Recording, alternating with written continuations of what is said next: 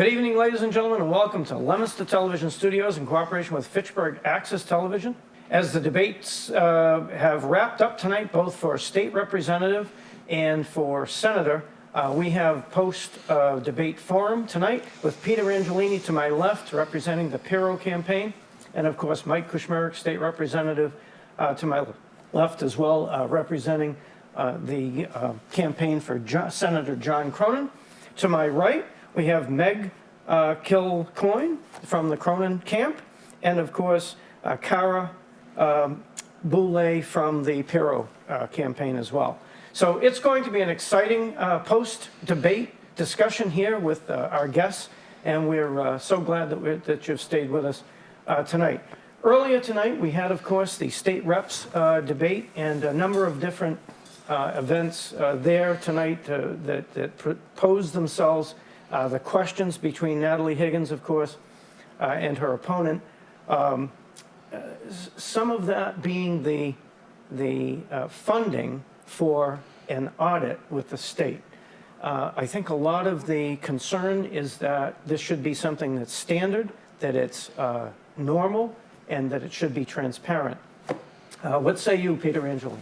I'm always for more transparency in government, especially these days. I think a lot of constituents have lost faith.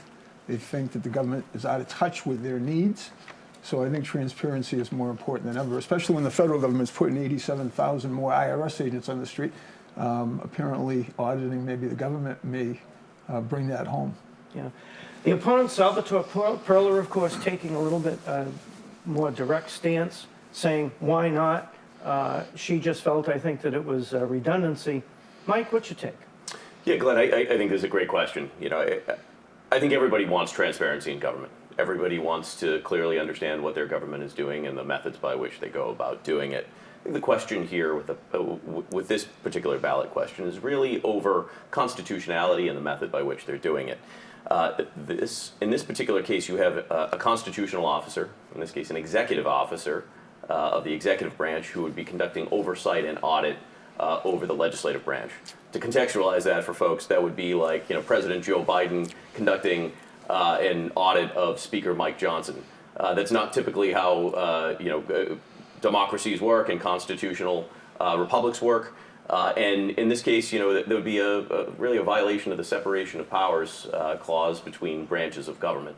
And so, yes, I think it's fair to be having a conversation about how we have open transparency in all three branches of government. The question is, you know, do we really want to be giving increased power of an executive branch over the legislative?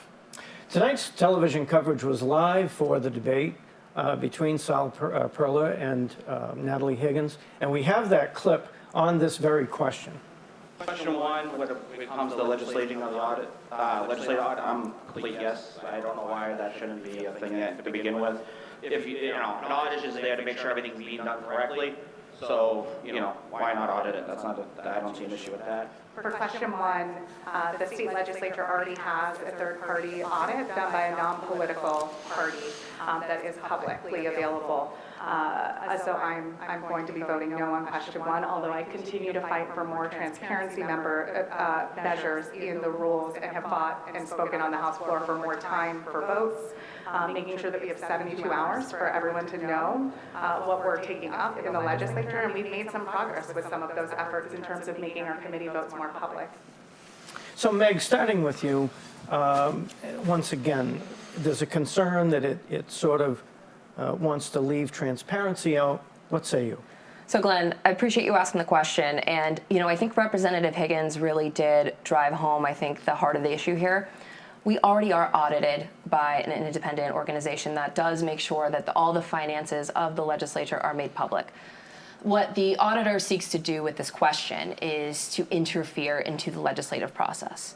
And there's some real constitutional concerns about an outside co-equal branch of government being able to basically insert themselves in how we get things done. The way that every year when we start the session, the House and Senate will debate on measures on how to set the rules for the legislative session, and there will be a conversation about transparency. But I think it's important to note for those watching at home, all of our roll calls, both in the House and Senate, are public. If you look up any bill number, any vote we've taken is easily accessible with one click on the internet. For those that are having trouble accessing that, I welcome you to reach out to your state representative or state senator's office, and we can certainly help you find the information you need or answer any questions you might have on any particular issue. So I will be voting no, similarly to Representative Higgins on question 1. And I do encourage those that have questions about how the legislative process is conducted or where we stand, please don't hesitate to reach out. Carabulli, do we support a yes? Yes, I believe, more transparency is always a good thing. I understand the point that the two representatives are making, but it makes me wonder. She clearly has a reason why she wants to look into, auditing the legislative branch. So, I'm for question 1. There was certain debate here, of course, amongst the population in the Commonwealth of Massachusetts when marijuana got legs to be legalized. Now we're talking about yet another step in legalizing the introduction of psychedelic drugs that would, at least on the face of it, allegedly treat some conditions. There's always concern about abuse, a prolific use of it. Peter Angelini? Well, I think there's some wonderful research that psilocybin mushrooms and other hallucinogenic products do wonders for folks that have been suffering from PTSD and other traumas like that. However, I think they're best suited to be used in a setting with a professional, someone with a medical degree, obviously, someone with experience, someone with the ability to provide help if the person runs into problem during the course of treatment with these products. I think they're extremely powerful, and I think we're still finding in the marijuana legislation, and studies are coming out about how harmful it may be for some people, especially younger people. So I think as the data matures, we'll be in a better position to make a decision. But right now, I think it should stay in the hands of the professionals. Karen? I tend to agree. It seems too risky to be accessible to the masses at this point. I think it should be in the hands of professionals. I think there's a lot of great research being done and a lot of positive possibilities with this in the future, but I think it's too early. Representative candidate Sal Perla and, of course, Natalie Higgins faced off with diametric opinions on this question. We have that clip. Question 4, at this point, I'm a no. I know there's a lot of medicinal reasons right now for that, which I think is great, and I know there's a lot of, definitely for the mental health aspect. Recreationally, maybe down the line, but right now, keep it to the medical side of it and keep working on that aspect, because I think there's some great things when it comes to that avenue. Question 4, I am supporting, I've served on the Mental Health Committee for the last 8 years, and there's so much promising research around the medical treatment with psychedelics, that this is really being used and promoted by veterans communities who have really need new treatments for PTSD and severe depression, and the upside is just so promising. State Representative Mike Kushmarek representing the opinions of Senator Cronin's office tonight, psychedelic drugs. Well, representing Senator Cronin's particular position and really not my own, I think he expressed some real concern around the individual's an individual's ability to grow and cultivate at home, and I think that's a fair concern of really looking at are we there at a point where we feel that anybody down the street could cultivate psychedelics and really the proliferation throughout the Commonwealth. Speaking from my own perspective as well, I served with Rep. Higgins and continue to serve with Rep. Higgins on the Mental Health and Substance Use and Recovery Joint Committee in the legislature, and I think there's some really promising research there. Particularly for folks struggling with PTSD, and I speak often of the journey of being a caregiver with my mother, and really seeing that folks who struggle with chronic depression, PTSD from traumatic events, they're desperately seeking access to a treatment that right now is just not out there in the therapeutics market. And so I think, like everybody, we're all intrigued. We want to see promise there. We want to see the hope for folks to be able to have a better tomorrow than they did yesterday in this space. But I think everybody's trying to create that balance of, are we there yet? Do we have the right professional opinions around the table? And what is the correct balance for at-home cultivation of psychedelics? Megan? Yeah, I mean, I think Representative Kuchmarek summed up, I think, very astutely where everybody is on this issue. I think Representative Higgins brought up some great points about the potential medical and mental health benefits. And I think the medicinal research is very, very promising. But I think Senator Cronin's right to point out possible concerns. I think speaking for myself, I think I'd be inclined to look strongly at some of the ways we can use this to improve mental health outcomes, especially as we know, especially for those suffering from PTSD. If there is a way that this can help those that are still struggling with that, then it's certainly interesting to look at. But this is an issue with, I think, any ballot question, is the devil's always in the details. And oftentimes, everybody's going to be taking a vote on this. Everybody's going to have their voice heard. But we're going to have to take a look at what the final language is and make sure that some of these concerns being raised are not going to have unintended consequences down the road. So I think, regardless of what happens with any of the ballot questions, the homework for the legislature is going to be there to really make sure we're honoring the will of the people, but doing so in a way that is constitutional and in line with preventing, unnecessary harm from occurring. As we segue into tonight's forum with regard to the senatorial debate, there's one more lingering question that the state representative candidates handled where they did not necessarily agree, and that was tipped employees or hourly employees that are tipped and a minimum wage. Mike Kuchmarek. Well, I think we saw a clear differentiation on the state representative side. And I believe on the Senate side, I think the parties agreed a little bit more, and certainly Senator Cronin, I thought, was very strong on this issue of he's done his homework. He's met with both the employees. He and I have both had conversations at numerous dining establishments with groups of servers to talk about, what do you want? You'll be most impacted by this alongside the business owners. And in most cases, I've yet to find a server or a restaurant industry employee who has told me that this is something that they're in favor of. And so I think Senator Cronin is weighing both the balance between the servers and the small business owners. He pointed to Brady's right here in downtown Leominster, as well as the numerous other new dining establishments appearing in downtown Fitchburg. I think there's a real concern here about the impact on small and mid-sized business owners. And so if it's not going to help the servers and it's going to hurt small and mid-sized businesses, is this really the right avenue? And I think Senator Cronin was very strong on this issue and very clear about the dangerousness of tipped minimum wages without a real objective at play here. Peter Angelini. I'm in the same camp as Nick Pirro and Senator Cronin, apparently, and Representative Kuchmarek. I think that these days when business owners, especially restaurateurs, are dealing with spiraling inflationary pressures on the supply side, on their rents, on insurances, I think it's imperative that they can keep costs as low as possible. And this is just going to be another cost driver if this passes. And I think employees that work for tips in some of these businesses do quite well.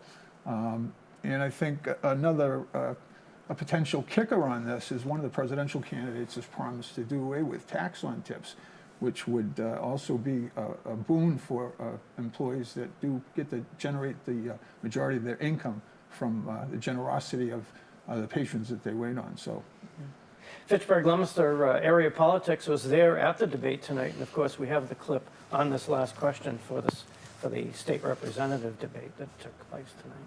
And question 5, I'm a no for that. A lot of my server friends, bartenders, business owners are completely against it. On the other side of that, you have both presidential candidates saying no taxes on tips.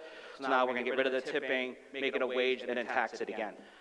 So again, I'm a no for that. And then question 5, I'm standing with workers in supporting question 5 to raise wages for our tipped workers, to make sure that they're getting a minimum wage and they're getting tips on top. Right? This is going to lift wages, and in the 7 states that have implemented this already, they've seen wages go up and the ticket prices only go up. And of course, the moment we've all been waiting for, opening up on the post-debate forum for State Senator, along with Nick Pirro and Senator John Cronin. They certainly had a lively debate, pretty engaging, and right out of the box, we were talking about, of course, immigration and some of the concerns on both parties in terms of, are we getting crushed with immigration? Is it an unfunded mandate? And how did we get here? Peter Angelini. Glenn, that's a wonderful question. I've given it a lot of thought over the last 6 months or a year, and one thing's quite clear. The information, getting statistics on just how many immigrants have been dumped here in Massachusetts, and that's what's happening. They're being dumped, flown in, bussed in by the Biden administration, obviously. I had to suffer through several seatings in front of C-SPAN watching Alejandro Mayorkas, a Homeland Security administrator, telling, and this is under oath, telling Congress that the border is secure. I don't know anyone that believes that. This brings up several very interesting points. Number one, these people that are here, right now, the Center for Immigration Studies released a report back in June of this year. And the best estimate that they have is 365,000 immigrants right now that are currently on some type of benefits in the Commonwealth of Massachusetts. We know there's over $1 billion hole in the budget created from the sheltering alone. These costs are only going to grow. Next year, they're going to be higher. The third year, they'll be higher. Right now, what they call parole immigrants from Cuba, Nicaragua, Venezuela, and Haiti. Special parole under the Biden administration. That's with the stroke of a pen, executive order. So these people have special work permits. They come in, they can't be deported. But with that, we pick up all the costs. Housing, the legal services to try to get asylum. And asylum claims based on economic hardship are not valid. That's not what our asylum system is set up to do, to deal with economic migrants. So we also have the question of burden on healthcare. It's illegal for hospitals to ask someone if they're a citizen. So without that information, we can't figure out what the cost is. But the taxpayers are certainly funding some of that. There's no question. And it is putting a burden on our healthcare system. And so when I hear, I think, all the blame about healthcare, hospitals that fail based on a greedy CEO, I think that's nonsense. I mean, I have several friends that are physicians. I've been through a very lengthy medical ordeal with my wife recently. And doctors that are good friends of mine told me the system is broken. And it's absolutely almost beyond repair. And a lot of good physicians are walking away. They just can't take it. They can't deal with the insurance companies. They have a dozen people doing billing. Claims are rejected over and over again, reprocessed. It's become too burdensome. And practicing medicine is actually like the last thing they do. They're administrators, they're bill collectors, they're trying to interpret policies from insurance companies. So all of these things combined, I think, and the fact that we have nonprofit groups and citizens filing Freedom of Information Act requests to try to determine just what this is costing the taxpayers. And I think some of these housing questions, Glenn, are also connected to this migrant issue. The recent overstep, what I would call it, unprecedented into our zoning with accessory apartment units by right in all our residential districts. That's designed to accompany these folks, to get them out of the hotels, off the streets, out of the airport, because it's embarrassing. It's bad optics for the open borders people. We have to do something about this. We cannot continue to allow people to come into the Commonwealth of Massachusetts and use all these services that our citizens now are being denied, or at least the opportunity to access them are being impaired. So, I mean, this is an issue that has to be addressed, but you can't begin to address it until we all agree we have a problem. Megan. We definitely heard Senator John Cronin throw Donald Trump's name out there Yeah. as someone to be looked at as to why we wound up with the migrant crisis, or any crisis at all for that matter. Did we not plan for what we have now, which is an overabundance of people without housing? So, Glenn, I think, when we talk about housing, and I thought you were going to go immigration, so you threw a little curveball out there. But I do going want to back address to a that. couple things, because I think, as Peter noted, they are linked. We are dealing with an unprecedented amount of people that are that are housing insecure in Massachusetts, and we're dealing with the migration crisis. I think Senator Cronin on both issues has shown himself to be an incredible voice for the people of North Central. He voted against party leadership to set limits for funding that was going towards the migrant crisis. As a result of his voice in the legislature, what ended up being passed was to put guardrails on what the spending currently is. As it stands right now, in the emergency shelter law, it was changed to put a limit of 9 months for people that are using those services, with an extension only granted to pregnant women in their third trimester or people actively looking for work. I think where Senator Cronin was going with Trump is that when you talk about immigration and migration, we as a state do not have the authority to close the border. Only the federal government does. And there was a bill on the floor of Congress, a bipartisan agreement that the Republicans set aside at the behest of Donald Trump for the hope of helping his campaign. That, I believe, is where Senator Cronin was going with that in invoking the name of Trump. But as it stands, what we have to focus on and what we can do right here in Massachusetts, if we cannot control what happens at the federal level, which I think Senator Cronin has showed himself to do. He stood firm on trying to control the migration crisis that we're experiencing here in Massachusetts, but also has worked to improve funding and access to spur housing production across the state, including right here in North Central, and to create more housing opportunities at every income level.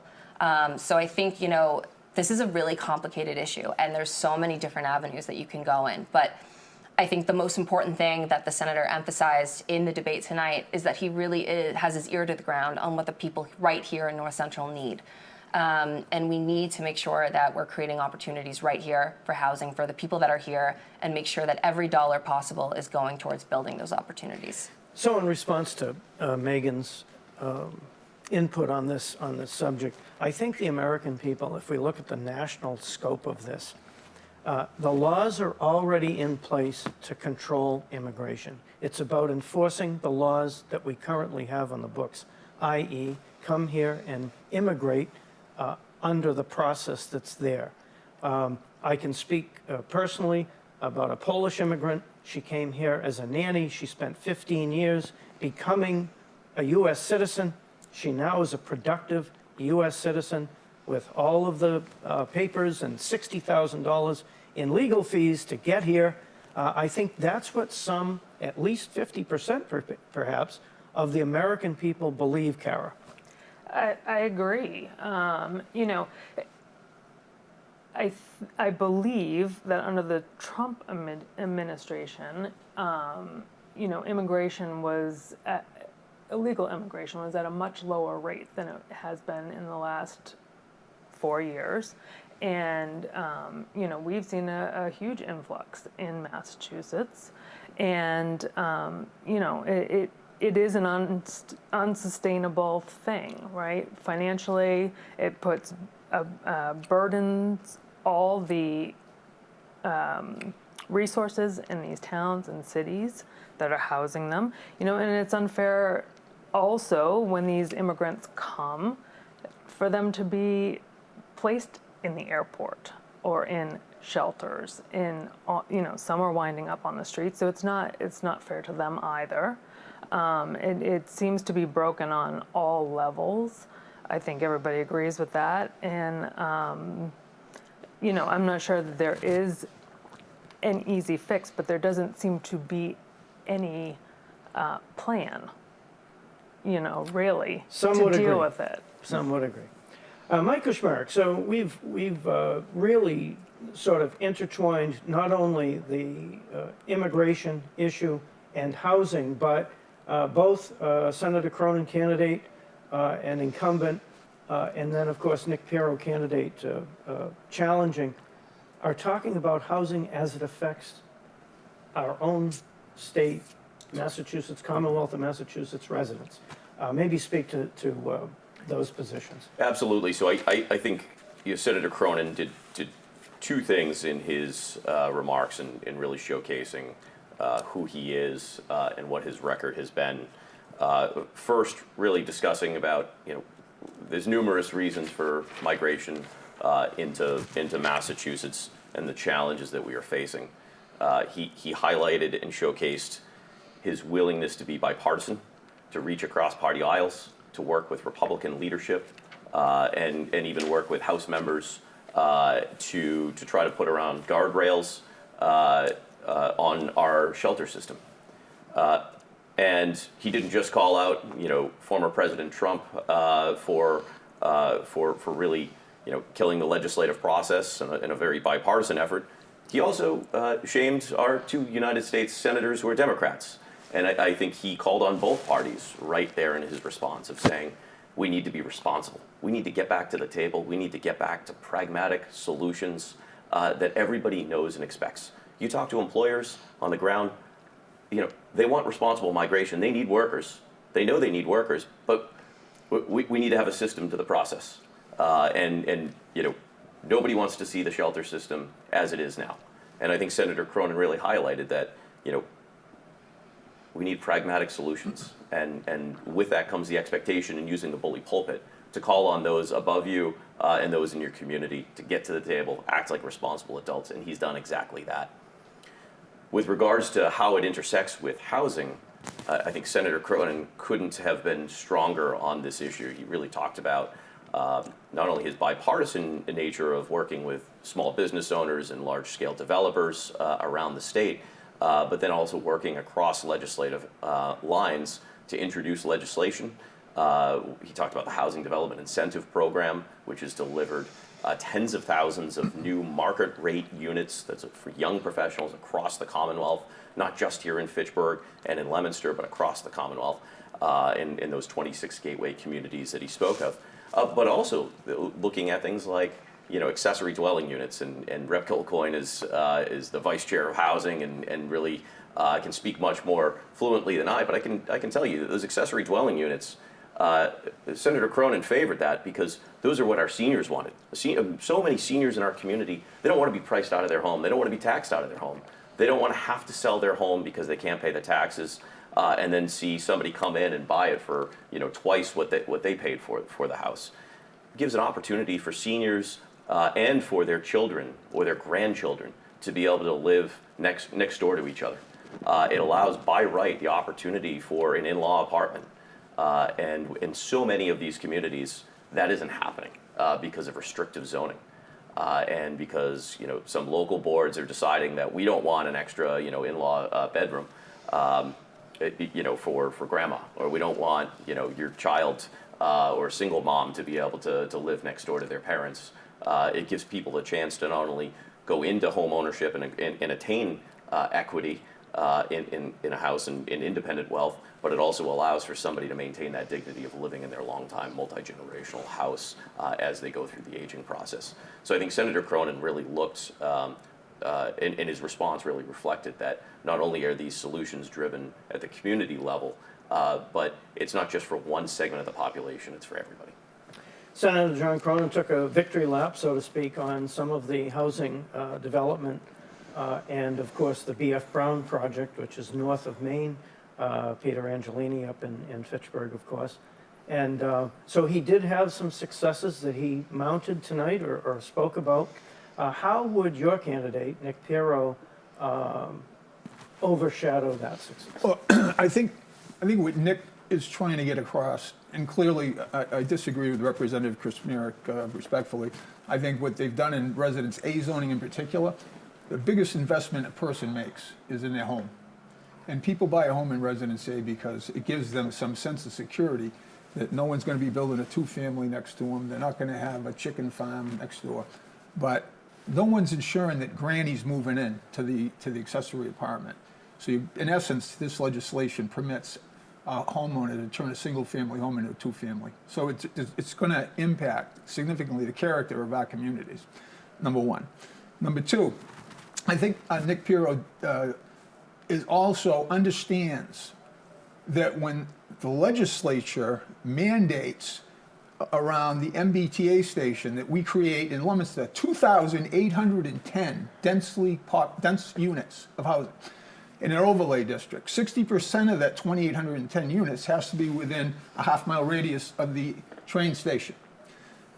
That's in North Leominster. North Leominster already suffers from the most dense traffic problems we've had, and that's been the case for the past 30 years. So even if you put 2 cars per unit, you're going to introduce another 4,500 cars, automobiles, to that traffic nightmare on a daily basis. It's going to put additional strain on our schools. I'm on the Fallbrook Building Committee. We're looking at building a new school at Fallbrook. The price tag's like $150 million. The reimbursement from the state has fallen to historic lows. So, and Leominster is in really good shape financially, and so if we can't afford to build a school, who's going to be able to? It also puts a burden on your police, your fire, your other infrastructure, the hospital, our ambulance. Even though we have now life support EMS, we'd have to hire another ambulance at some point and another three shifts of paramedics.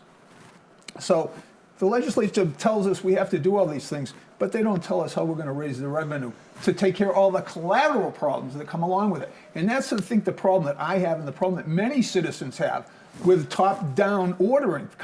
You know, Massachusetts has a long history, Glenn. I know you know this. People in Massachusetts do not like to be treated like subjects. We like to be treated like citizens. The last time a tyrannical government tried to treat the residents in Massachusetts like subjects, it didn't end well for the government. So everybody should keep that in mind.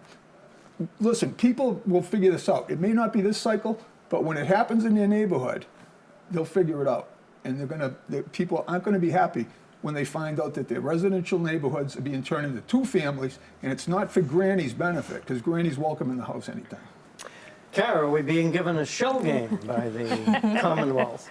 Well, on its face, I think it sounds like a great idea, but I think Peter makes some valid points that, an opportunist could definitely see the benefits of, using it for other things than a in-law, or, if initially used as an in-law, maybe 10 years down the road, that situation isn't there any longer, and then, a couple moves in, and sooner or later you've got, other people catching on to the same thing. So and as far as the MBTA thing, I've been to a few meetings in different towns here with this, and everybody kind of has the same opinion, that they don't appreciate being told how they have to, use the zoning in these areas, or else.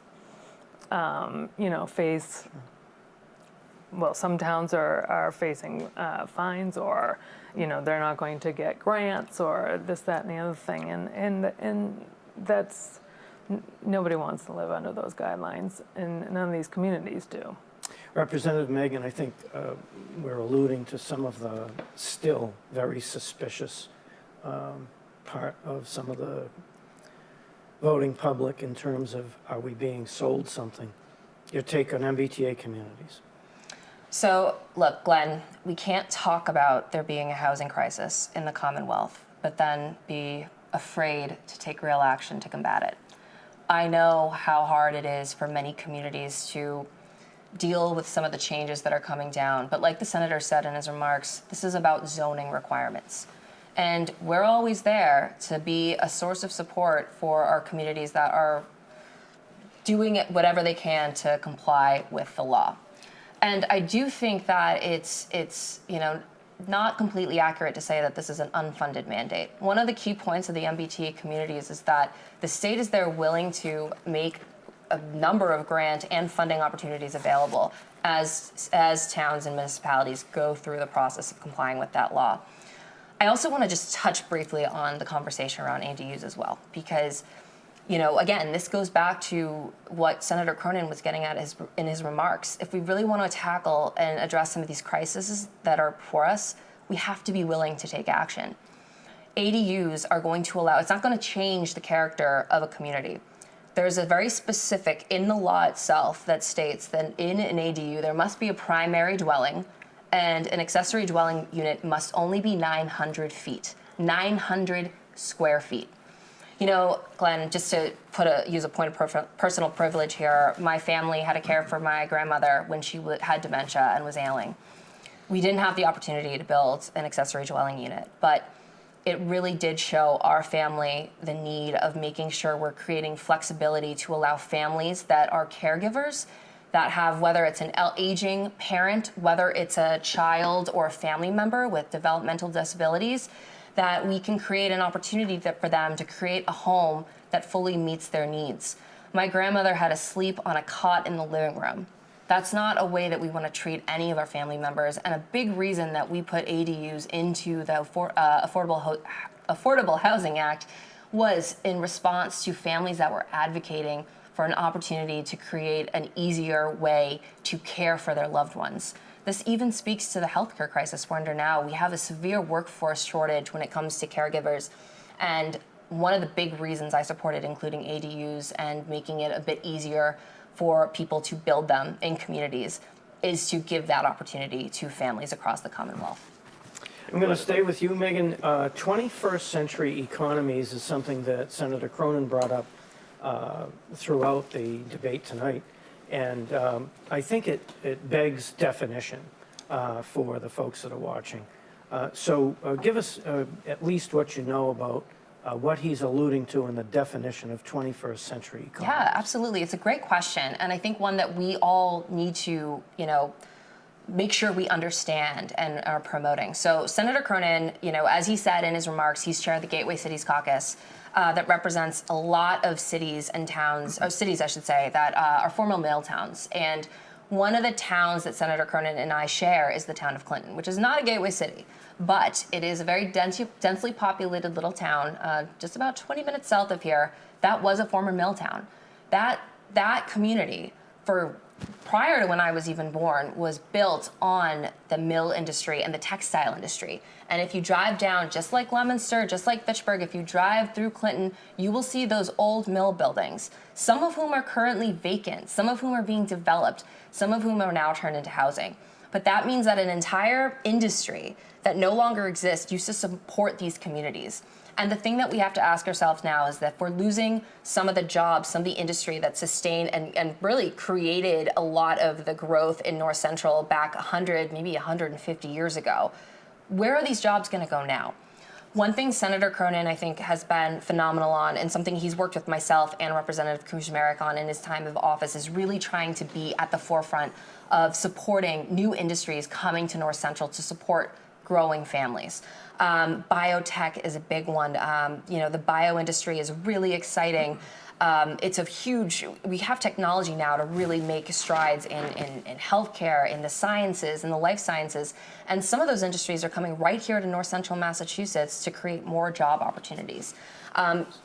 Vocational education came up in the debate, in the exchange, but I think one thing Senator Cronin has been firm on is wanting to make sure that we're supporting those schools so that kids that want to go can fill in some of these jobs that are not just, they're plumbing, they're the trades, but these are jobs that can give you a salary right after graduation that can create a great living.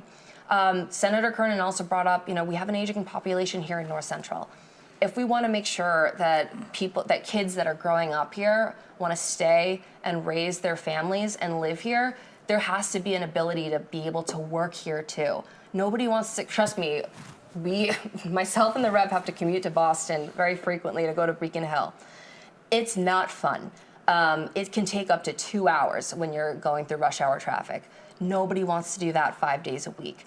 If we can really bring these new jobs, whether it be in the life sciences, biotech, healthcare, in the trades, I think we'll be really creating an opportunity so people like myself can stay and raise a family and really create a future right here in North Central Massachusetts. Peter Angelini, your candidate, Nick Pirro, is a businessman.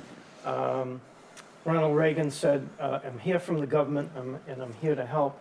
That should be the first red flag. What say you? Yeah, those are the words that, that should scare the heck out of any thinking American. Listen, if we want to transform Massachusetts' economy, we should start with electricity prices. I mean, we have the third highest electricity prices in the country. And all I'm hearing about is every year we have more renewables. Well, where are the people, save the whale people? I mean, we have windmills that are falling apart, leaving debris all over the oceans. No one's speaking up for the whales like they used to. Where are the environmentalists? Listen, windmill power is the most expensive renewable power you can buy.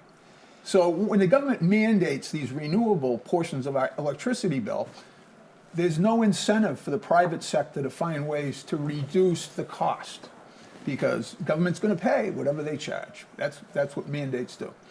So we can't compete here in manufacturing. There was just an article recently about Polar Beverage. They have a plant in Worcester and one in Atlanta. They're paying like 11 to 12 cents a kilowatt hour in Worcester, 5 cents in Georgia. You can't compete. You have people, I guess people up there in Beacon Hill, they're in their own little mystical world where they think things, because they think things sound good in theory, that they're just going to hope that they implement them. They force us to do things. There's no infrastructure ready for all these renewables and substations that National Grid runs. I represent a client. We're going to put in lithium battery storage so we can charge the batteries during off-peak hours and use those the stored energy during peak, and we're not drawing from the grid during those peak times. But the power company, National Grid, says, hey, no one ever came to us and asked us if our substations could handle this. And we can't handle it. So again, they come up with these things without even going out and talking to the people that they need to work with to make it happen. And so I've seen my electricity bill at my house go up 100% in the last 2 years, and that we're at 24% renewable. So if we go, by the time we get to 48% renewable, our bill's going to double again. So they're making it more difficult for homeowners and the elderly that they want to protect to stay in their homes by raising electricity. We're chasing manufacturers out of the Commonwealth, and all the manufacturers have been asking for is we already have an easement going up the East Coast with a natural gas pipeline. If we could install another natural gas pipeline alongside it in the same easement, then we could cut the cost of electricity here significantly. But they just won't do it. Go on. Senator Cronin doesn't have a problem going against the grain when it's necessary for his district, Mike. He made that very clear tonight. So can he be successful in some sort of 50-yard line plan to get folks in the Commonwealth who are here sort of stabilized in an economy and yet attract outsiders? I think Senator Cronin is the microcosm of what North Central is. It's about bipartisanship. It's, in many cases, nonpartisanship. It's about pragmatism. It's about real solutions from real people delivering real results. Senator Cronin has shown that time and time again. And to the problems just discussed by Pete, about our grid. Our grid has been modernized in between 50 and 70 years. So much of the infrastructure that we have, not only as a state but as a nation, was built before World War II and immediately after it. Well, the legislature took swift action, and Senator Cronin was there to vote on one of the largest grid modernization bills in the history of the Commonwealth, to make sure that nuclear energy that's excess produced in Connecticut that can't come into Massachusetts at present can soon come in. That when we tap into the hydroelectric potential of Canada, we've long heard about this, that our grid can actually handle that hydroelectric excess capacity that's in Canada already. So we're talking about two opportunities where there's cheap and available energy that Massachusetts can't currently handle it. Senator Cronin has taken a very clear and transparent approach to, we need to modernize our grid and we need to get there. But then he also pointed out, when we start talking about 21st century jobs, he pointed to Commonwealth Fusion right here in Devens. This isn't pie in the sky. The greatest minds of humanity are working in the former Fort Devens right now as we speak, working 24 hours a day around nuclear fusion.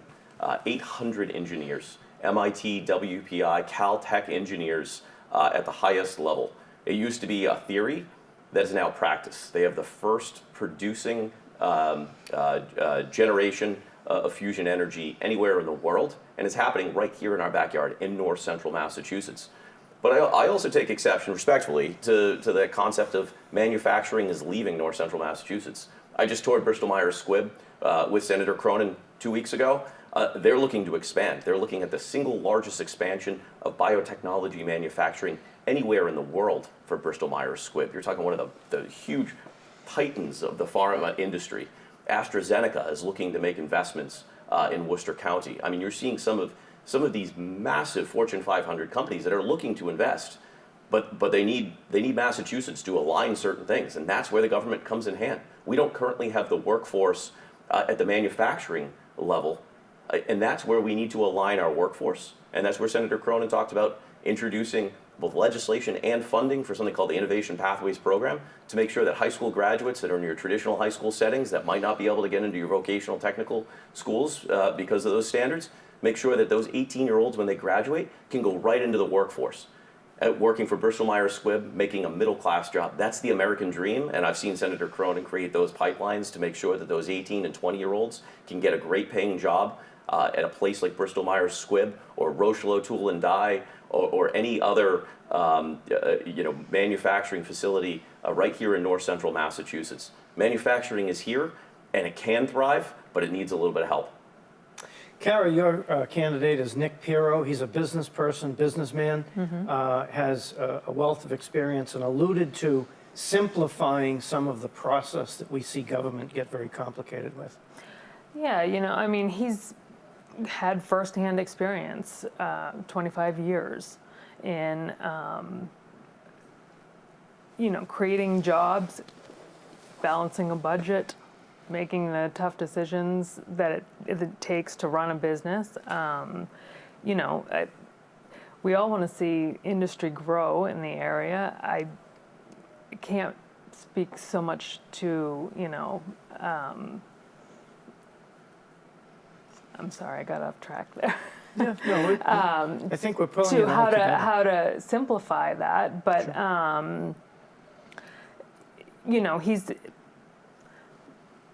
he's a small business owner who's worked firsthand in the community, and I think he understands what the community requires and needs to grow jobs.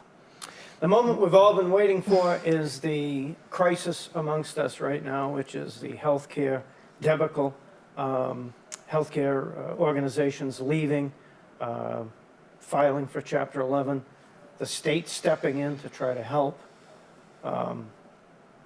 We're in a place where both candidates have tried to address this issue, but it is complex and difficult.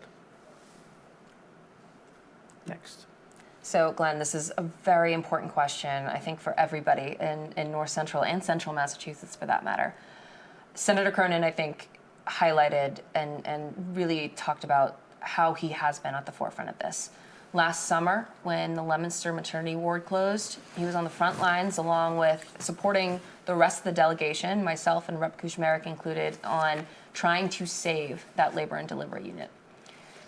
We have an incredibly complex system that we need to do better. We need to do better on.